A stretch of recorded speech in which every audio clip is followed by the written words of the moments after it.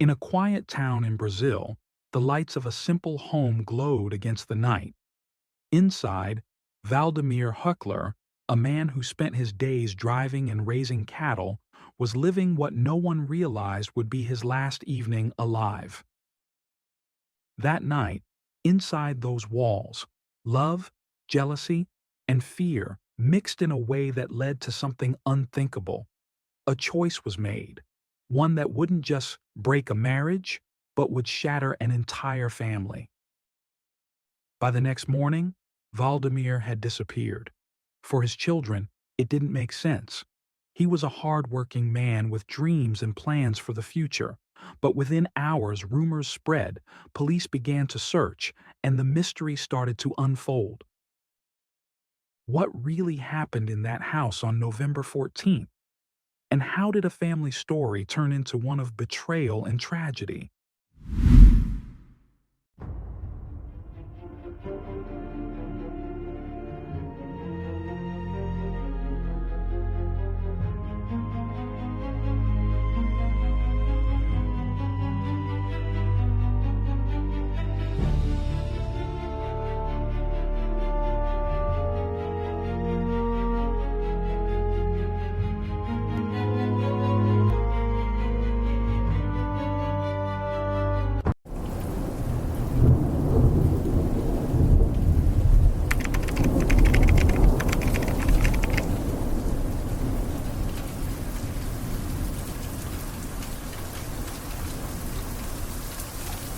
Valdemir Hoeckler was born in Brazil in 1979, though the exact date of his birth remains uncertain. He grew up in a large family, learning early the value of responsibility and hard work. By the time he reached adulthood, Valdemir was known in his community as a kind and dependable man. He earned a living as a driver and also ran a small livestock business, raising cattle in the countryside. Life seemed stable. He was married to Jeanette, a woman he loved deeply, and together they had built a family with two sons, Jonathan and Mateus. For a while their home reflected the image of happiness. But when Mateus was barely a year old, that picture was shattered. Valdemir confessed to Jeanette that he had another relationship and another child. The woman was Claudia Fernandez Tabares, a former teacher who had once worked with dairy cattle. She had given birth to a daughter, Gabriela, just months after Mateus was born. The revelation devastated Jeanette. The betrayal cut deep, and for a time, she didn't know how to process the truth. But despite her pain, she chose not to pursue a divorce, holding on to the hope that Valdemir would one day abandon his double life and return fully to their home. In the meantime, Valdemir moved in for a time with Claudia to care for their baby daughter. Claudia, leaving her work behind, devoted herself to raising Gabriela. The situation grew even more complicated because the children themselves began to bond. Gabriela, as she grew, often visited Jonathan and Mateus. The siblings played together, creating innocent connections that contrasted with the tension between the adults. For Jeanette, however, life became a daily struggle. Claudia refused to let the family find peace. She followed them on the streets, spied on their movements, and constantly disrupted their routine. Even at family gatherings, Claudia's presence hovered like a shadow. On one occasion, as Valdemir drove Jeanette and their children to her mother's birthday party, Claudia appeared in her car, trailing them closely. The pursuit was so unsettling that Jeanette felt forced to hide in her own husband's vehicle to avoid being seen. For miles, Claudia shifted her car's position, ensuring she never lost sight of them. Only after a long stretch of tense driving did they finally manage to lose her. Jeanette would later describe it as an episode that bordered on madness. The confrontations didn't stop there. Claudia showed up at private homes where Valdemir and Jeanette tried to spend quiet evenings with friends. On more than one occasion, her sudden arrival forced Valdemir into hiding to avoid scandal. Her obsession with controlling him grew stronger, and she could not accept the fact that he continued to see Jeanette, the woman she saw as her rival. The harassment even extended into their most private spaces. Claudia called their home relentlessly, taking advantage of the fact that caller ID was not yet common. Anyone who picked up the phone, including Jeanette's mother, was met with threats, mockery, and cruel words. Claudia boasted about her relationship with Valdemir and demeaned Jeanette, claiming she was only useful for housework and that her husband felt disgust toward her. Yet, according to Jeanette, those words never matched the reality she lived with him. Eventually, the strain became unbearable. Exhausted and unable to tolerate the constant intrusion, Jeanette made a heartbreaking decision. She gathered Valdemir's belongings and left them at Claudia's door, effectively forcing him to leave their home. From that day forward, Valdemir lived with Claudia. Still, his ties to his sons remained. Jonathan and Mateus, growing into their teenage years, continued to see their father regularly. They shared outings, family meals, and moments that carried a sense of normalcy despite the turmoil between adults.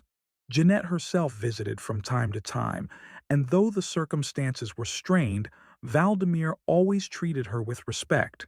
Financially and emotionally, he continued to provide for his children, ensuring they never lacked support. As the years passed, the fractured family found a delicate balance. On certain weekends, they would even gather together for barbecues and celebrations, and in those moments, Valdemir's jovial spirit lit up the room. Known for his humor and easy laugh, he seemed to bring joy wherever he went. Jonathan built a family of his own, and like his younger brother, visited his father about once a month. Gabriella, however, chose a different path. When she turned 18, she moved out on her own. Her bond with her father grew distant, though she remained close to her mother, Claudia.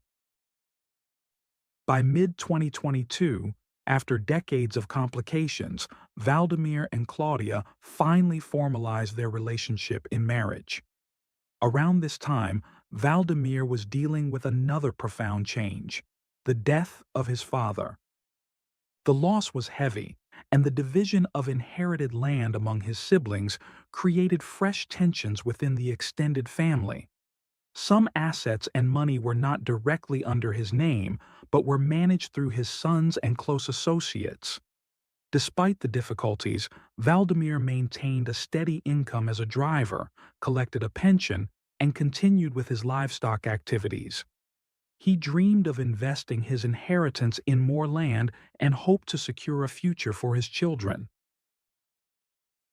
In early November of 2022, Jonathan, his wife, and their 3 young children visited the home where Valdemir now lived with Claudia. Despite Jonathan's lingering mistrust toward his father's new wife, whom he saw as strict and controlling, he kept relations cordial, choosing not to avoid her but to share family moments when necessary. That weekend, friends of the couple also joined the gathering. The atmosphere appeared calm, almost deceptively normal. The family laughed, ate together, and shared stories deep into the night. Jonathan and his family even decided to spend the night there. But the following week, Matthias and Jonathan noticed that their father had gone unusually quiet.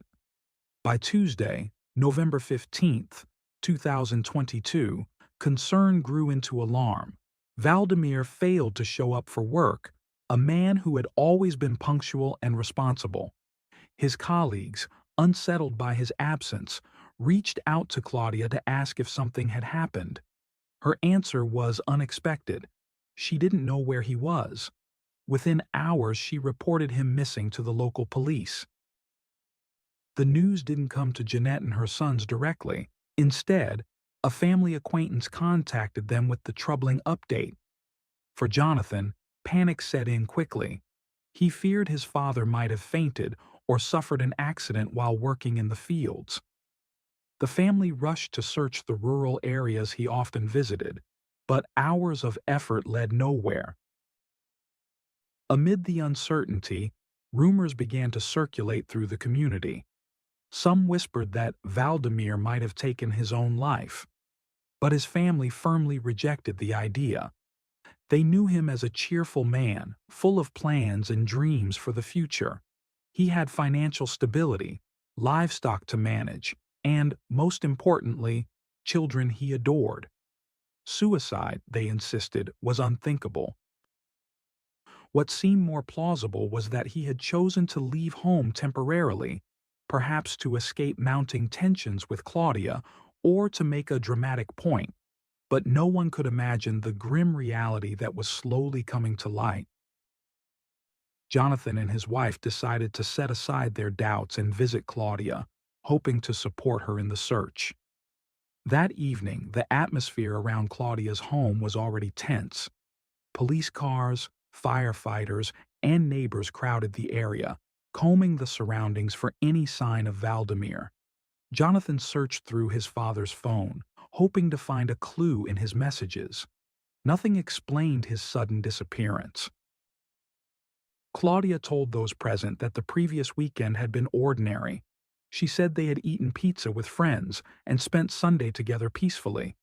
According to her, nothing unusual had happened. To everyone listening, it sounded like a comforting version of events. But small details soon began to raise questions. That very night, Jonathan and his wife decided to stay in the house with Claudia. She refused to sleep in her bedroom, instead choosing to spend the night on the living room sofa. She claimed it was so she could be awake if her husband returned. From her spot, however, she had a clear view of the refrigerator. When Jonathan approached it for a glass of water, Claudia's reaction was strangely intense, as if the simple act of opening the fridge unsettled her. Jonathan dismissed it in the moment, attributing her behavior to stress and grief. Yet in the following days, Claudia remained oddly protective of that refrigerator. She wouldn't allow anyone else to open it, insisting on being the only one to hand out food to the many volunteers helping with the search. On Saturday, November 19th, 3 days after Claudia had filed the missing person report, she was called to the police station to provide a formal statement. Investigators did not yet view her as a suspect, but given her closeness to Valdemir, questioning her was inevitable. During the interview, officers couldn't help but notice visible injuries on her body. They looked like marks from some sort of struggle. When asked about them, Claudia agreed to undergo a forensic examination, but soon after leaving the station, she disappeared. Almost at the same time, the investigation took a startling new direction. A neighbor approached the authorities with a detail that would prove crucial. Something strange he had witnessed in those days, something that made him uneasy enough to finally speak up. Claudia's freezer was usually empty. Friends and neighbors knew it well. She rarely stocked it with more than a few essentials. But this time, when police entered her house, the freezer looked strangely full, packed with food items that no one recalled her buying. It was an odd detail, so odd that it immediately caught the attention of the investigators. Given the lack of progress in the search and the growing sense that this case was far from ordinary, they decided they could not overlook anything, no matter how absurd it seemed. That night, officers began removing the bags and packages stacked inside. With each layer they pulled away, a chilling reality began to emerge. Hidden beneath the frozen goods lay the lifeless body of Valdemir, just 43 years old, preserved in the cold and concealed in the very appliance Claudia had guarded so carefully. Preliminary findings suggested a grim scenario. Investigators believe Claudia had emptied the freezer, placed her husband's body inside, and then meticulously covered him with food to mask the crime. The discovery left the community in shock. Within hours, a warrant was issued for Claudia's arrest. As speculation spread, The search for Claudia seemed destined to be long and difficult, yet the resolution was startlingly simple. Not long after the warrant was issued, she appeared at the police station herself. Before surrendering, she had even recorded a video that circulated on social media declaring that she would face whatever justice demanded. During interrogation, Claudia confessed to the crime. She claimed she had lived under constant threats, saying that Valdemir had repeatedly told her he would kill her. Convinced that he might eventually carry out those threats, she insisted she had acted in self-defense. According to her account, on the night of November 14, 2022, she gave her husband a sleeping pill. When he lost consciousness, she bound his limbs as though handling livestock, drawing on her past experience on dairy farms. At one point, she said she hesitated, realizing what she was about to do, but the thought of her own life and the safety of her daughter pushed her to continue. She admitted to suffocating Valdemir with a plastic bag. Claudia added further details to paint a picture of a man consumed by jealousy. She recalled an incident 2 weeks before when Valdemir had slapped her in public, an episode she claimed was the breaking point. On the night of the killing, she said, he had forbidden her from going out with co-workers to a New Year's celebration, again asserting his control. In her version, the murder was not premeditated revenge, but a desperate act of survival. Afterward, she told investigators, she felt something she had not felt in years: freedom. Her defense attorney echoed this narrative, portraying her as a woman subjected to years of psychological and physical abuse. In front of television cameras, Claudia repeated the same message. It had been him or her, and she had no choice. But the evidence told a different story. The marks on her body, the inconsistencies in her testimony, and above all, the horrifying concealment of the body in the freezer painted a far more sinister picture. Authorities charged Claudia, then 40 years old, with aggravated homicide, concealment of a corpse, and making false statements. As her face appeared across news portals and flooded social media feeds, the case sparked a national debate in Brazil about domestic violence, mental health, and the blurred lines between victimhood and responsibility. For Valdemir's family, however, no explanation could soften the blow. The discovery created an irreversible fracture in their lives. Jonathan, in particular, was haunted by one image. During those frantic days of searching, when he and his wife had stayed in Claudia's house, she had insisted on serving food herself. She never let anyone else open the freezer. At the time, he thought it was an odd habit, but nothing more. Now, with the truth revealed, he could not stop replaying the scene in his mind. While volunteers gathered in the house to help, Claudia had walked calmly to the refrigerator, pulling out meals from the very place where his father lay hidden, frozen in silence. For Gabriela, the revelation was unbearable. She had lost her father in the most unimaginable way, and at the same time, the woman accused of killing him was her own mother. Shock mixed with loyalty. Despite the horror, despite the accusations, she tried to stand by Claudia, clinging to the only parent she had left. Jeanette, Jonathan, and Mateus understood that Gabriela was facing the greatest loss of all. Whatever their own grief, they could not ignore that she was a young woman suddenly left without a father and with a mother in custody. Claudia, however, maintained her position. She told investigators that she had acted to protect her daughter.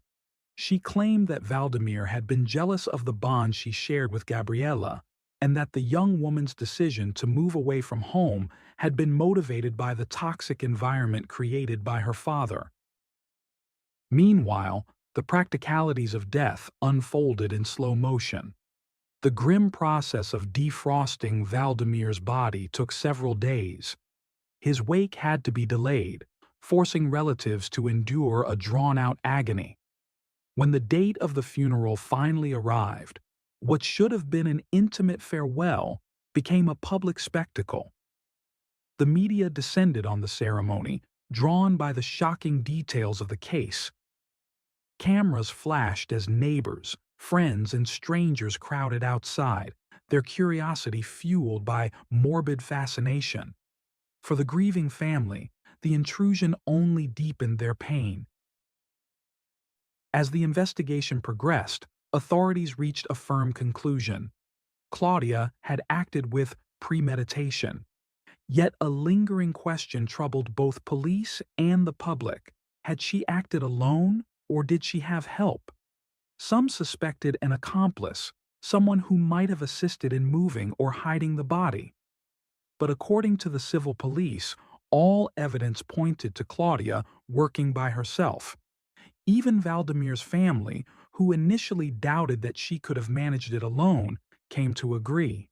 If she had had help, they reasoned, the body would have been disposed of in a more conventional way, perhaps abandoned in a car or hidden in the countryside. The strange decision to use the freezer seemed to confirm that she acted out of fear of being seen, improvising under pressure. The motive, however, remained a subject of debate. As investigators probed Valdemir's reputation, they uncovered conflicting stories. One of his sisters had filed a complaint against him, accusing him of violent behavior. Yet when examined closely, that accusation appeared to be connected to long-standing disputes over the division of inherited land rather than domestic abuse. At the same time, records showed that Claudia herself had filed a complaint for domestic violence back in 2019. The incident, according to reports, occurred during a heated argument about Gabriella's wish to leave home and study in another city, a decision her father strongly opposed. Claudia helped her daughter move without Valdemir's permission, and when he returned to discover what had happened, tensions erupted. Later, he also accused Claudia of taking a large sum of money from the house, funds he believed were meant to finance Gabriella's move. Claudia insisted he had taken it himself. For Jeanette, these allegations were deeply painful to hear. She remained firm in her belief that Valdemir had never been physically abusive toward Claudia, and she described him as a man who always provided for his family. Another disturbing detail emerged. Valdemir had been keeping large amounts of cash at home, money he intended to use to purchase a new piece of land. Friends testified that he had saved between $38,000 to $50,000 at the time. One of his brothers even claimed to have seen the money with his own eyes. In addition, Valdemir often deposited sums into accounts belonging to relatives or trusted acquaintances. These revelations added weight to suspicions that Claudia's motives may not have been solely about fear or survival. Family members suggested that Claudia may not have meticulously plotted the crime, but rather nurtured the thought over time, waiting for the right moment. They believed she acted before Valdemir could install new security cameras in their home, cameras that would have limited her movements and perhaps exposed her behavior. In August 2023, the case returned to public attention when a court in Santa Catarina granted Claudia conditional release under electronic monitoring. She was allowed to work in a construction factory during the day and as a cook in a restaurant at night while awaiting trial. The decision provoked outrage among many who saw it as a failure of justice. Soon after, however, the Superior Court of Justice overturned the ruling, citing the severity of the crime, the concealment of the body, and her attempt to mislead investigators. Claudia was once again placed in preventive detention.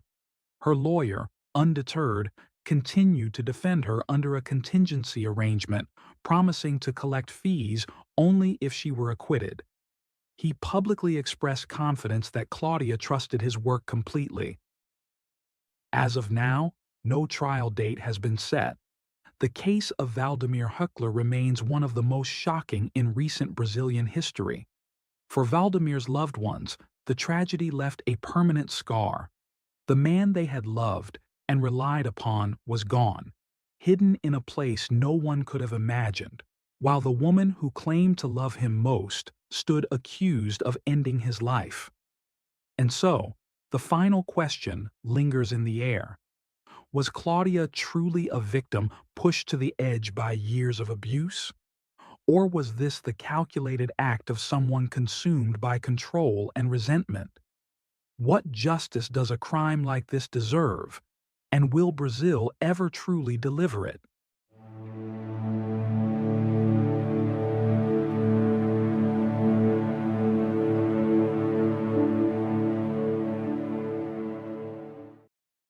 Thanks for tuning in to Unreal True Crime. If you're intrigued by mysteries from around the world, check out our new channel, Latin Crimes, where we dive into the gripping true crime stories of Latin America. Don't miss out. Subscribe now for more thrilling investigations.